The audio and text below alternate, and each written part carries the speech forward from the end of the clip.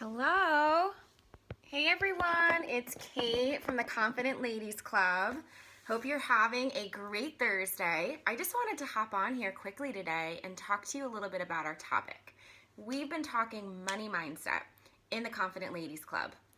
And I asked you guys a series of questions this week, and I actually want to just go ahead and answer them for you because these are some personal questions about money mindset, and I want to share with you a little bit about my story and how I've been able to go from a mindset of scarcity to a mindset of abundance. So the first question is, do you have a money story? I totally had a money story. When I was first working, right out of grad school, I was a social worker, and a lot of the people that I worked with didn't have a lot of money. I worked in clinics, I worked in hospitals, in inner cities. So when I first opened my private practice, I felt really guilty about charging because the people that were coming to me in my jobs that I had, they had never paid for services. So I felt sort of guilty charging for this. The next question is money helping me build and grow my business or holding me back from success in my business? So that money story was totally holding me back. I felt really bad about charging. I had some really, really low rates. It's actually pathetic how low I was asking, but I just didn't know what to do. I was new to business. I didn't know what was the right price. I didn't want to offend people. And again, like, this was all about me. This wasn't about my clients. So I had to really work on my own money story to be able to charge what I was worth and start to build my practice. The next question was, do I propel money and clients away from me due to fear and insecurity? I totally did in my first business. So I would have clients get on the phone with me and they'd say, I want to work with you. What are your fees? And at this moment, I would freeze up. I would be so scared to tell them my little low fee. And I would say, okay, my fee is, say, $60 an hour. And there would be silence. And that would make me feel so uncomfortable. So I would immediately say, okay, if that is too much for you, we can do a sliding scale. So I would say that even before the client could say anything. Now, that to me, if somebody did that to me, got me on a discovery call and did something like that, I would think there's something wrong with them. I would actually feel like I wanted to run.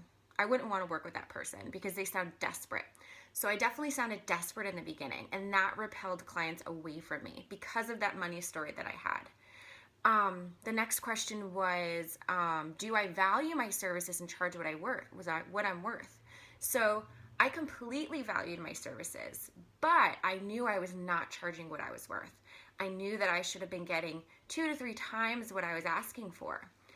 So that's something I really, really had to work through. And I talk about this a lot in my psychotherapy practice. I started it in September of 2014. That first month, I had one client that lasted for 2 weeks. Super, super low fee. The next month, the same thing. I had like 1 or 2 clients. They were in and out, and that was it. And I knew something was wrong. I knew there was some type of money block going on. And luckily, I was able to identify that right away and work on it and work on my confidence and build my confidence to be able to talk about my value and talk about my worth. Once I worked through that block, by month 3, by November, my practice was fully booked. I actually had people calling. I had to put on a wait list. And this is when I knew, like, all right, I got through this and I'm going to have a full thriving practice. And that's when I gave my notice to my 9 to 5. So, once I got through that block, clients started to pour in. I had an abundance of clients. And little by little, I raised my fee because I knew I was worth so much more. But again, you can't ask for something that you don't feel comfortable with. You don't feel it aligned with you. So at that moment, I raised my fee a little bit, but it still wasn't the fee I'm getting today because it took me time. It took me time to build my confidence and to be able to feel really comfortable talking about that fee.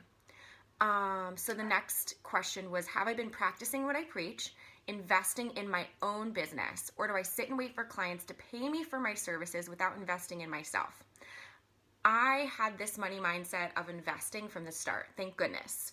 I've always known that the more you pay for something, the more value that you get. So little by little, I mean, the first investments that I made were very low, but that's okay because the lower, I'd start with a low investment, and then little by little, I'd work my way up. I'd make a little more money. I'd invest a little bit more money. So I never let money control me. I never let that control my business because I knew from the start that if I didn't invest in my business, I could learn all this stuff on my own. I could chase my tail, going around in circles, and it would take me much longer to find success. So, I had some hard times in the beginning. I had to put a lot of money on a credit card. But for me, that felt good because I knew that if I invested in myself, if I got a coach, if I purchased a program or two that really worked for me, that I would get results. So rather than it taking me, 3 years to build my new coaching practice, it came very quickly and I was able to make that money back very, very fast. So I want you to ask yourself those questions this week. I want to really see where you're at. I actually sort of took a little poll in the group this morning and wanted to see where you were on a scale from 1 to 10, 1 being scarcity mindset, 10 being abundance mindset. I wanted to see where you fall in between there because that's really a good indicator of whether you need to work on it and maybe, get some coaching around it or get some support around it. So I would check that out this morning. Another thing is, last week we talked about unplugging from business. And when you are in a mindset of abundance, unplugging is easy. Unplugging feels good. You know that when you're out and about having fun, you're enjoying life, you're actually living life, and not just immersed in your business, abundance is going to flow. And I just want to share this with you guys. Even a few months back, I was not able to completely unplug. I would take a vacation here and there, but I never could completely unplug. It felt a little scary for me. So I was probably on, from a scale to 1 to 10, 10 being abundance, I probably was on at maybe a 7, 6 or 7. I still had some fear. But I was able to work through that. And by last week, when I took this nice vacation, I completely unplugged. And I was at a mindset of abundance at like a 10 plus. And I actually said out loud, I know that if I unplug and I enjoy myself and I take some self-care, I practice what I preach, I will have new clients waiting for me when I get back. And what happened? I came back on Monday, I had 2 new clients booked, and I had another client book yesterday. So it's crazy because I usually book 1 client a week or so, but the week that I unplug, I come back to 3 new clients. So I want you guys to really try to grasp this. I want you to work on this scarcity mindset if you find yourself falling into it. Okay, so maybe take some time today and do a brain dump and write down all of these fears, all of these insecurities, and just put it all on paper. And I want you to take that and think about it. And then think about what your next step is going to be to try to work on these things. Maybe it's hiring a coach. Maybe it's talking with some other colleagues or some other people that you really trust. But you need to work on these things because if you let these things grow and continue in your business, it's going to hold you back from success. And success is going to take so long. So rather than waiting for that first client to say invest in your business, or waiting to get 3 clients to invest in your business, invest now. And know that when you put all of this knowledge and this new information into your business and apply it, you're going to get clients faster. All right, so I know this one was a little bit longer today, but I'm so excited to be back. Thank you all for your prayers and support yesterday. I had a little medical emergency, but I'm fine now. And I just want to say enjoy your day. And again, my name is Kate Crocco. I'm a confidence and mindset coach for female entrepreneurs.